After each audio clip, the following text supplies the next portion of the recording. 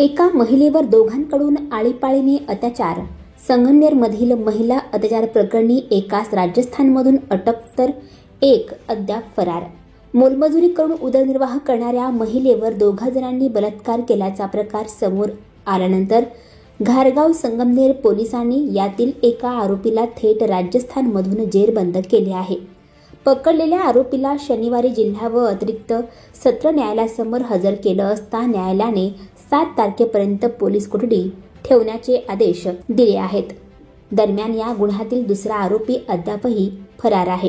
15 सप्टेंबरला घडलेल्या या प्रकाराला पीडित महिलेने 1 ऑक्टोबरला संगमनेरच्या घारगाव पोलीस ठाण्यात केलेल्या तक्रारीनंतर वाचा फुटली होती. या प्रकरणी पोलिसांनी गणपत उर्फ गणेश जैसाजी प्रजापती आणि सैफुल्ला शेख या दोघांविरोधात गुन्हा दाखल केला होता.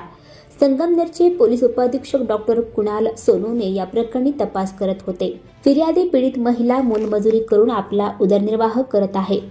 घटनेच्या दिवशी फिर्यादी अकलापूर रोडवर घारगाव येथे भोलेशंकर नावाच्या पाणीपुरीच्या दुकानात पाणीपुरी खाण्यासाठी गेली होती.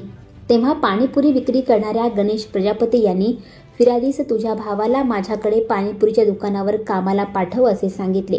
तेव्हा फिर्यादीने त्याला नकार दिल्याने आरोपी गणेश प्रजापती यांनी घरी साफसफाईचे काम करणार का अशी विचारणी करत फिर्यादीला घरी घेऊन गेला. तिथे फिर्यादीच्या संमतीशिवाय त्याने तिच्यासोबत बळजबरीने शारीरिक संबंध प्रस्थापित केले. त्यानंतर प्रजापती आणि दुसरा आरोपी बेकरीवाला सैफुल्ला शेख याला फोन करून बोलावून घेतले. त्याने देखील पीडित महिलेवर अत्याचार केले. तसेच कुणाला काही सांगितले तर तुला मारून टाकू अशी धमकी दिली असल्याचे पीडित महिलेने फिर्यादीत म्हटले आहे. पीडित महिलेच्या फिर्यादीनंतर दोन्ही आरोपी फरार झाले.